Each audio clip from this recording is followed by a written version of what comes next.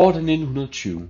Det er september, men der er stadigvæk sensommervibe til Arkham, hvor gambler/playboy/conman extraordinaire Eduardo McIntosh bliver kontaktet af en veninde. Den rige, aldrende skønhed ved navn Crystal Macmillan. Hende og hendes mand har for nylig købt et palæ i Skotland, samt en nedlagt golfklub. Desværre er manden, Arthur Macmillan, forsvundet på mystifistisk vis.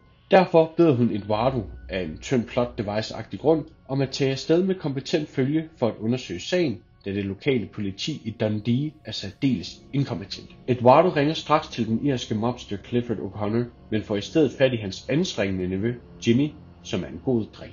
Jimmy får derved nys om planen, og Clifford tillader ham at tage afsted for at vise sit værd. Den umage trio ankommer til Skotland efter en god uge til søs, hvor Jimmy får kyldt en fløjt over bords, og her møder de alle op på Crowwood Manor, hvor de møder et persongalleri bestående af Crystal samt alle hendes ansatte, den venlige butler, den asociale gartner, en snobbet husholderske, 2 housemates som er løs på tråden og en valet med frygtelige mareridt. Arthur Macmillan er sidst set på Thistledown Golf Club, en nedlagt golfklub han netop har købt med intentioner om at renovere og genåbne. Vores helte besøger klubben og oplever nogle mærkelige ting. Ruder, som ikke tillader sollys, et rum, hvor tyngdekraften er fordrejet, og svævende stole, som synes at kredse om noget usynligt i midten af et rum. Spooked out of their goddamn minds, kører gruppen forbi den lokale pub for at få lidt at sunde sig på. Her møder de Cameron Nairn, den tidligere formand for renovation af golfklubben, ansat af den forsvundne Arthur Macmillan selv. Han fortæller, at de ikke er de eneste, der har oplevet uforklarlige ting i golfklubben. Flere af hans mænd sagde op på grund af, at de havde set spøgelser og oplevet mærkelige ting. Mænd med hænder og hoved godt skruet på. Netop dette blev den kontante Arthur så vred over, at han besøgte golfklubben for at finde ud af, hvad der var galt. Men i slutningen af dagen kom han aldrig ud. Nairn forærer hans formand Kears til vores helte, som beslutter sig for at udspørge tjenestefolket på Crowwood Hall om, hvad de ved om denne mystifistiske sag. Nogen ved intet. Andre tror, de ved noget, og andre igen har haft hjemsøgte drømme. Mens Eduardo overvejer muligheden for at gifte sig med den muligvis enkelte Crystal, knalder Jimmy tjenestepengernes sønder og sammen, og Clifford finder nogle plantegninger over golfklubben inde på Arthurs kontor. Nogle tegninger, som viser, at der muligvis er et hemmeligt rum i kælderen. Dagen efter er trioen tilbage på klubben. De har taget Nairn med, da de er enige om, at et human shield, der går forrest et sådan hjemsøgt sted, vil være godt at have.